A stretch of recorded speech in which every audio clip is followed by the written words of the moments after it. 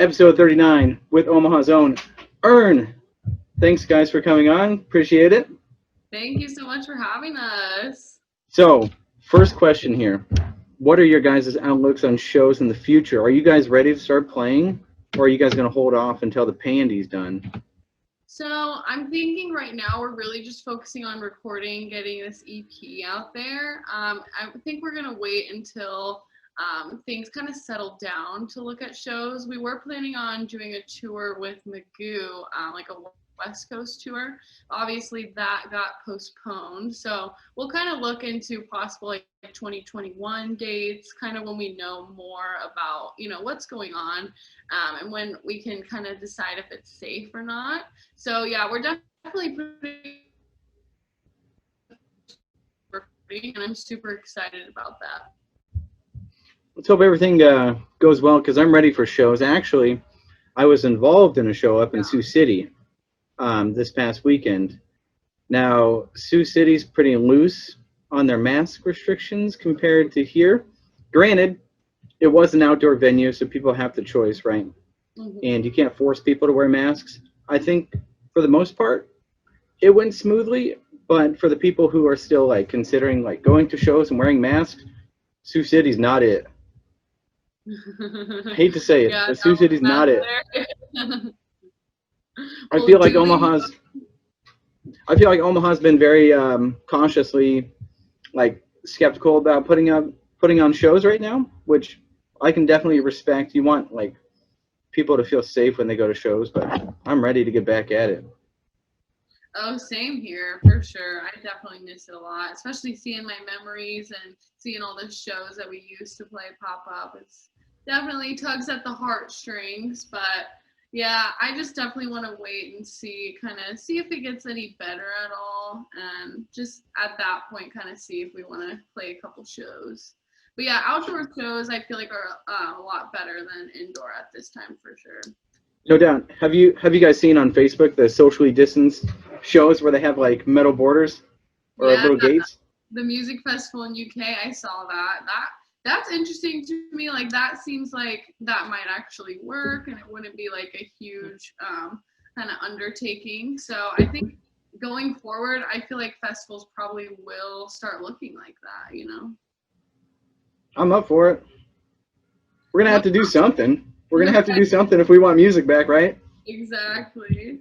And I'm sorry, I didn't introduce you guys. In the middle here, we have Erin. To my left, on my camera, Dave. And Dave, you want to let them know what you do in the band? My name is Dave McGinnis. People also call me Magu. I'm a drummer, kind of multi-instrumentalist wherever I'm needed. Really helping produce an EP and stoked to get it out there. So sick. And then to my right over here is John. John, you want to introduce yourself? Hey, what's up, everyone? I'm John. I play guitars, and sometimes I play bass if the bassist isn't cutting it. Sometimes you just need that staple slap. A little thumpy thump, right? Oh, yes. You can do it all. Now, are you the type of guy who picks the bass, or do you pluck the bass? You know what I'm saying? I definitely would much rather pluck the bass before I would pick it. It kind of depends on what style you're playing, though. Sure. I mean, if I'm playing like punk rock or metal, there's pretty much no way I'm going to be just thumping away with my fingers. But for the type of stuff I've been writing recently, I would say much more smooth. So. Sure. And what I respect, I actually watched one of the music videos with Dave playing the drums. He played trumpet. He plays a little bit of keys. But the drum set you had, I think it was in Loose Jeans music video there. You only had a hi-hat and a snare. Oh, yeah. Didn't even have a kick, did you? No. Didn't need it. Didn't need it. Exactly. You knew what was needed for that song, and all you needed was a dang hi-hat and the dang snare, right. And it freaking worked. Yep. It's great. Just fitting it in where you can, and sometimes, especially when it comes to like music videos and stuff, it's just like, I don't know. I've always liked minimal things in that aspect. I've done that in other music videos as well for other projects, and it's just like, I don't know. It's simple is better sometimes. Right. At least you don't have to haul everything for this music video, right? Right, totally. That's the worst part. Or as we call it when we're done playing a show, the fun part. The fun part. Oh, That's fun. okay.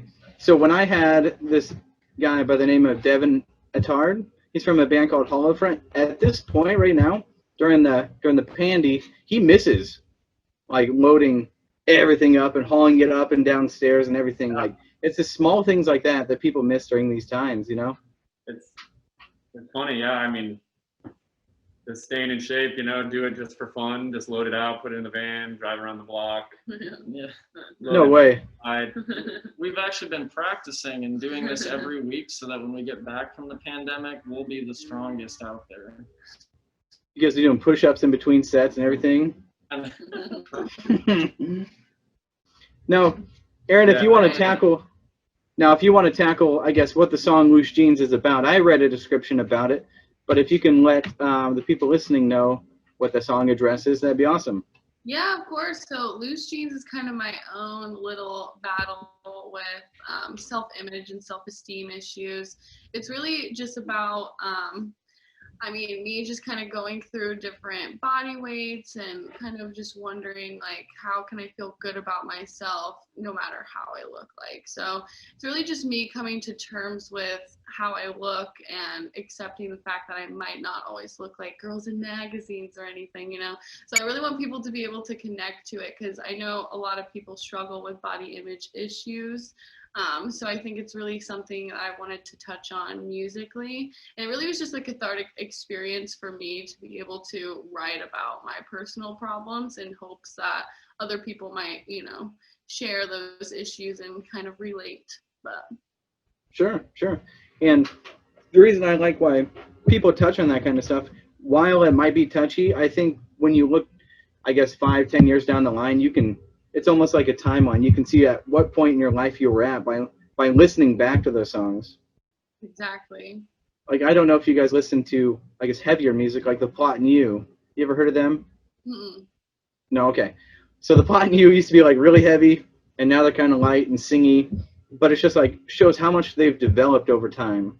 Oh, yeah. And I guess their attitude over time has completely shifted. Mm-hmm.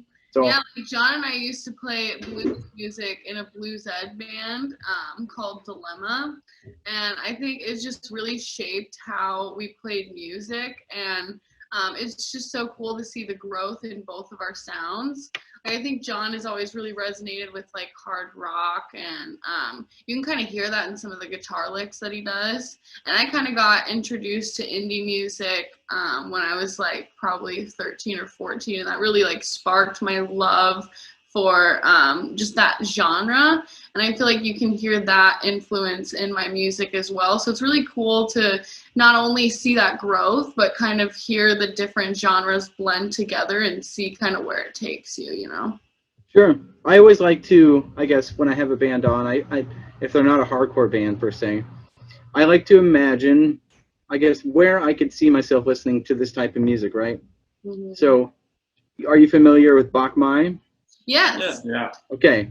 So I was like coffee shop campfire music. Like it's just so cozy, right? Right. Of course. For you, I wrote down road trip in a van cross country music. Yeah. That's the goal right there. Thank you. That means the world. Yeah, 'cause that's definitely my goal at the end of the day is to just hop in a van and tour and make some music, you know? Yeah, it's dope. And you said you were going to go to the West Coast, right? Yeah, we had it all planned out. Magu was going to be the headliner, and then Erin was probably just going to do a couple sets. And I have a couple pals up in Bend, Oregon. So it's going to be a hoot and a half, but we'll have to postpone it, which is totally fine. I mean, with everything going on, we had to postpone it. But it'll be nice to get out there and kind of get the music into different parts of the U.S. You know? Sure. Now, the funny thing about Magu and Erin, if you want to, I guess, give the secret behind that, what's the fun part about these two bands that they have in common? Oh, I have no idea. It might just be the people sitting here. I'd say one of the fun parts, by just simply like our names, like they're like nicknames that we've acquired, you know, by friends and things like, Magu was a name I got back in the day in high school. People just started calling me that. Erin has people that have just called her Erin, just Erin for short, you know. And so like Yeah.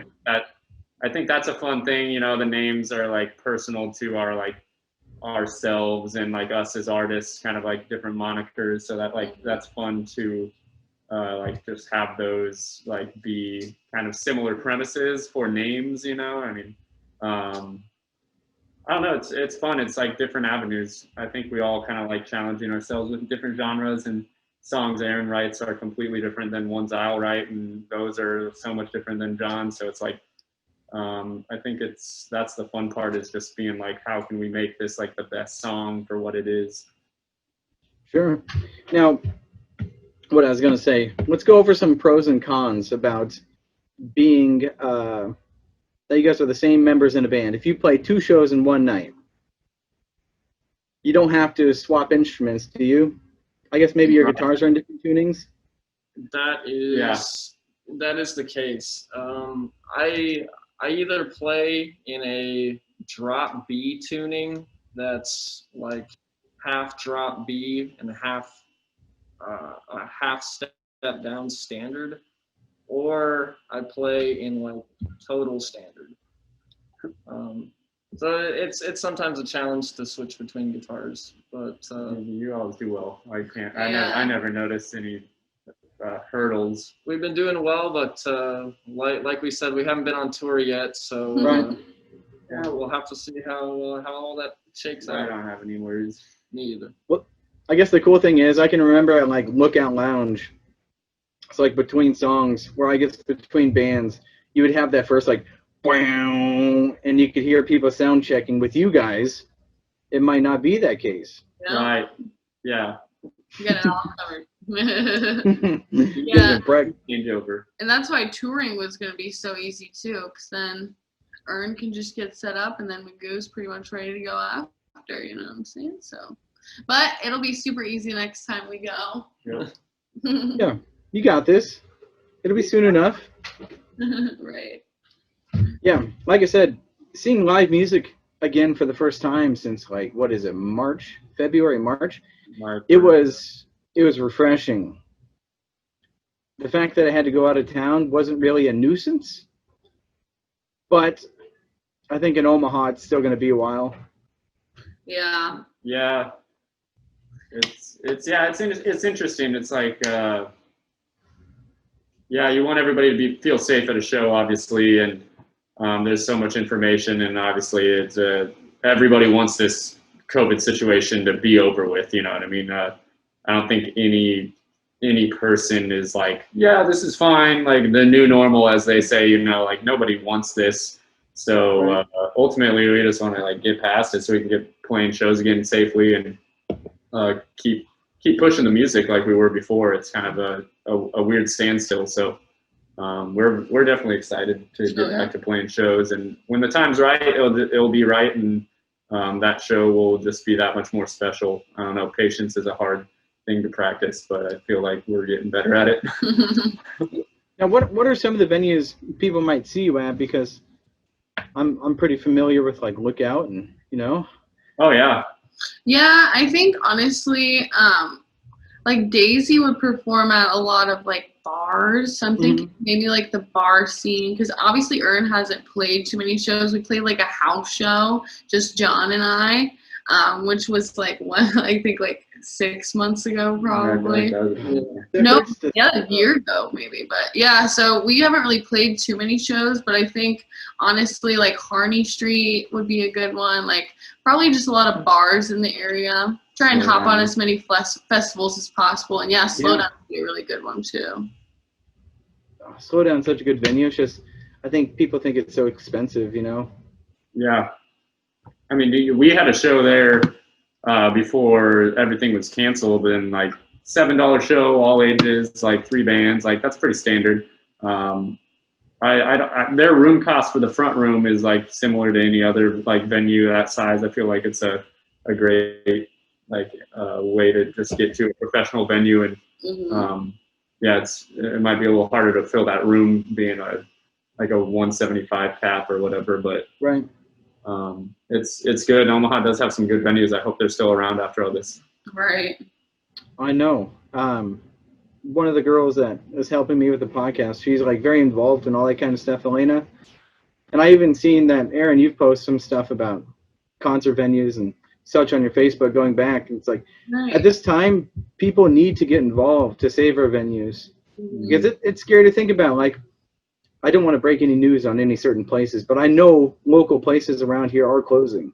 Oh yeah. And it sucks because you think about like all these memories that you've had for the past 5, 10, 15 years, depending on what age you are. And it's all because of this situation. Right. And whatever way we can help, we should be helping to save the music scene. Donating, do whatever you can, really. And our Right. government locally save our stages optimally, but hashtag save our stages. Hashtag save our Hashtag. stages. Hashtag. That's how you do the hashtag. Ready? Hashtag. So Erin, I read up on your Facebook, and tell me if I'm wrong. Magu had a LP scheduled for the end of 2020. I know we're not really focusing on them, but can you tell me if that's true or false? So I think Dave might be able to touch on that one. Yeah, we'll see what happens. Like I said, we're practicing this this patience thing, and I think we have. Well, I know what I can say is that we have the album tracked almost to completion. We're going to be moving on to mixing and mastering, but I think we're going to just shop it around and see if there's any labels or anybody that wants to help put it out and distribute it. It's an interesting time to be releasing music. So, and the good thing is there's not like a major rush. So we just want to make sure that the time we put into it, as any album, we've been taking our time on the Erin EP as well. We started recording that in October last year. So it's given us time to kind of make these songs in both projects the best they can be, retracking things, making sure that they, are as strong and as beautiful as they should be, really.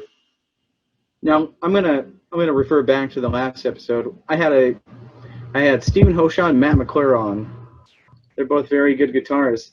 Stephen Hoshaw claims that he recorded the simple guitar, or I don't say simple. He recorded a guitar part over 7,000 times to get it absolutely perfect. Have you ever ran into a wall like that before? Ooh, I feel like I run into walls like that all the time. Like if I'm like recording a cover even, I just have to get it like perfect. I feel like a lot of musicians are like perfectionists and we are like our own worst critic, So even if everyone is saying like, oh, that sounded great, like I'm like, well, I want it to sound better, like, so I think practice definitely makes perfect. And I think sometimes you have to just go the extra mile to get the take that you want, Sure. John, have you ever ran into that before? Honestly, I have kind of a different view on it. Personally, I think Dave is kind of also in this sense of where when you record something or when you're writing something important to you, it's very important to just kind of get a timestamp of like what that meant to you in your life at that point.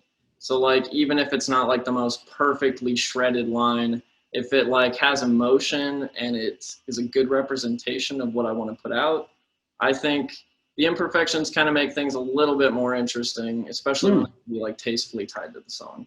True. That's a good answer. I like that. No, damn it, John. I mean, and I'll kind of bridge the gap on both of those. I'm very analytical with myself. Like when I started Magu, I was just like everything's got to be perfect. I'm gonna track everything myself, take time, and I've grown more to, like John said, kind of just like focus on the premise and the emotion and the feeling of the song. And I don't know, sometimes I have burnt out a song or an idea trying to make it perfect or fix it. And it's just like at the end of the day, like some of my favorite songs that I've written at least have just kind of like fallen out of me. And so like even the recording, if it's not like the most perfect polished take, like if it has the feel, it's kind of like live performance, it's just like I'd rather listen to something with guts and soul that's a little like a little rubby and like has a little bit of like imperfections, like John said, than like a crystal clear, perfect one that's just lifeless and doesn't have any oomph or like motive. See, I love that because I really, okay, so I play drums as well. So if you listen to funk music or like live funk, you have those drummers that play on the beat and they can play off the beat and they can come back onto the beat. Oh yeah. Like same thing. They're playing it like as clean as they can, but they can get off beat and come back to it. Like you have to have some kind of respect for those kind of like musicians to be off and come back on, off, come back on. So that answer, oof, bueno. I mean, yeah, it's hard. It's easier said than done because I still like, and I know Erin's the same way. Like, you know, especially as like vocalists, who I feel like we're all just like, oh, I could do better. Sound for that day.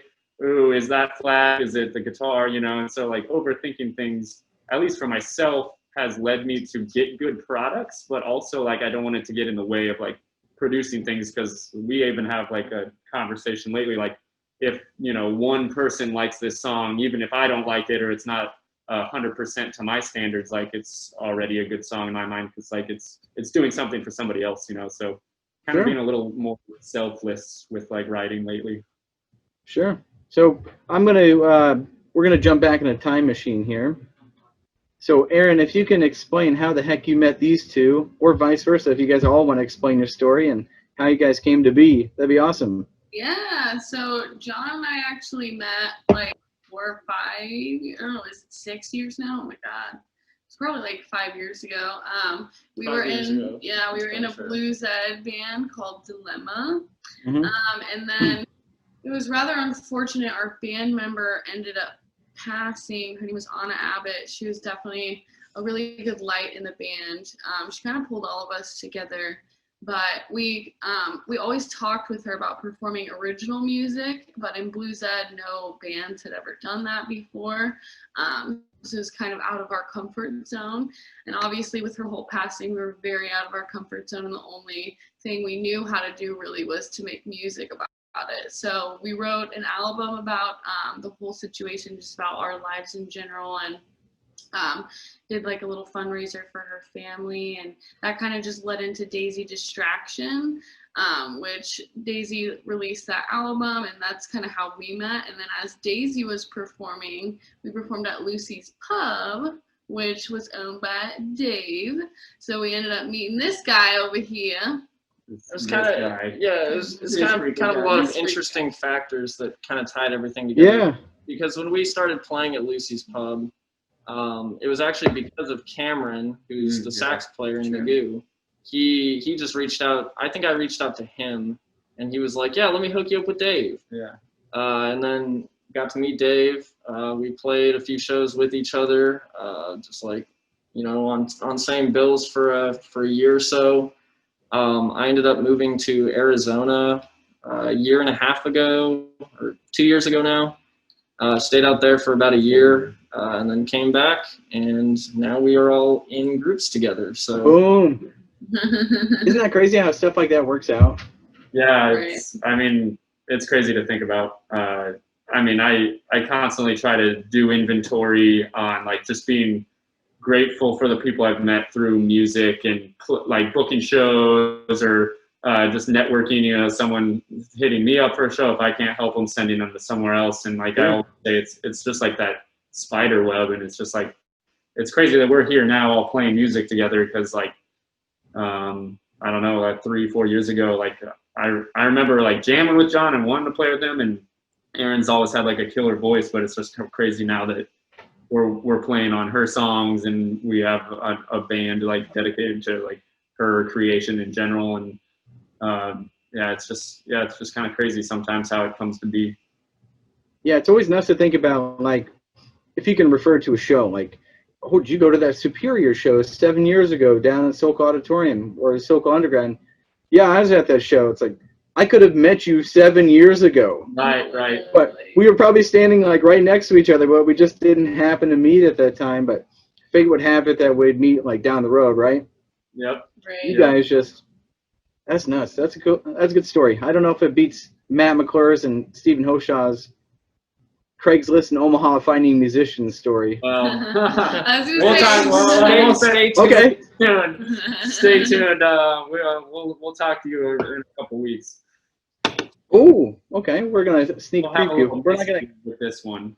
Yeah. Dun dun dun. Cliffhanger.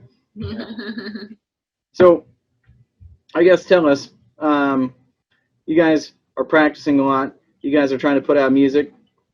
Any favorite show memories so far? You guys have only played. Well, I guess Erin hasn't played too many shows. Where was the last one you played at? So it was actually just a friend's birthday party, but it was super fun. It was literally just me and John. We played a few songs. We were opening for Tame Sons, actually. Yeah, we played a couple songs to kick off the Tame Sun set at this birthday party. When was that? That was in like December. Yeah, it was in December. Yeah, that was back in December, and I actually played drums for that show. No, That was you Very didn't play interesting. It was drums. just me on guitar and John on drums. I really winged it. I really winged it. I don't think anyone noticed though. So that was the best part of my night. Is not. You just Nice gotta thing roll. about playing at a house party is everybody's drunk enough to where like they definitely enjoy it, even if it's not that good. Right. You just gotta walk in there with that confidence and act like you are the drummer. Exactly. There you go. Yeah, I don't think I could I do just it. did a couple stick. You say you did a couple stick flips? Yeah, just to razz them a little. We'll give them a little razzle dazzle. Oh yeah. Oh, we know about the stick flips now. Dave, let's talk about some of your favorite drummers. Who do you find inspiration from? This is always a difficult one. I think right now, Yusuf Days and like I'd say like Nate Smith. The like older I've gotten, the more I've gotten into like kind of like you were saying, like the funk drummers, the R&B, gospel, pop, jazz drummers. It's hard. I've been trying to get better about remembering musicians' names, but yeah, I don't know. It's hard. I have a lot of influences, so those guys definitely lately are impressive. And same goes for you, Erin. Who do you find inspiration from? Yeah, so I honestly take inspiration from a few different people. I would say, like Dave said, just a odd mix of people. Like I would say anywhere from like Amy Winehouse to like Samia and Beach Bunny. I really like to get soulful with my vocals, but lyrically, I think I like to stick to like more indie rock kind of and like melody lines like that. But yeah, I would say I definitely have a lot of different influences for sure. But with my voice, I'd say definitely Stella Donnelly. She's really good as well. But yeah, just a lot of indie bands. Stella Donnelly. I'm writing this one down. Yeah, Sammy is good too. And Nate Smith. You'll lose your top once you watch some Nate Smith videos. If you want to talk about falling outside the grid, that'll blow your mind. I feel like. Some Nate Smith. And John, what about you, buddy? I also kind of have like a little bit of a mix, but at the end of the day, if I had to pick one guitar player that I wouldn't get bored of listening to, I'd say John Mayer. Oh, hey, there we go. Honestly, John Mayer does have the licks. Yeah, he has the licks. He's smooth. Like he's a performer. I would put him up there on my guitar guys. Oh yeah. At least songwriter. But I would say my most heavy inspiration is Richie Blackmore from Deep Purple. If I had to pick one guitar player, yeah, he's very versatile. That's awesome. And then especially just in his later career, he's definitely gotten more acoustic and like just very, very good with his own production and everything. But then I got Queens of the Stone Age. They're my like top favorite band of all time, probably. You mean Dave Grohl's side project? Yes, Dave Grohl's side project. Fresh Pot. See, that's the thing about like finding all these musicians. You find out all the little intricacies about all these little bands. Like Dave Grohl plays drums in that band, correct? He used did. to. He for a certain point, I believe it's just the Songs for the Deaf era. Yeah, it was just I think like one album of maybe a couple tours. That band's had a lot of different members as well, which is like interesting because they have like a general sound. Because Josh Homme obviously, but their main songwriter too. It kind of just has his own style. Because Dave Grohl's played in, what was it, 2 or 3 different bands. He's played in Foo Fighters, Nirvana, and then Queens. And then Them Crooked Vultures too. That's a really good one. Them Crooked Vultures, really good band. John Paul Jones from Led Zeppelin in that. I'm writing all this shit down because I'm that record is every song hits for sure. Yeah, I have to write down all of this stuff because right now I'm up for new music. I've been trying to explore, and that's one of the great things about this podcast is I find like so many great musicians that I didn't know about in the area beforehand, and like building relationships, like Dave said, like building relationships around the area and finding out like how close these people are is very important to me. So I'm gonna keep doing that. I'm gonna keep reaching out. I'm gonna find more friends, and I'm gonna see everybody's shows around here. Yeah, we're glad to make friends with you. Totally.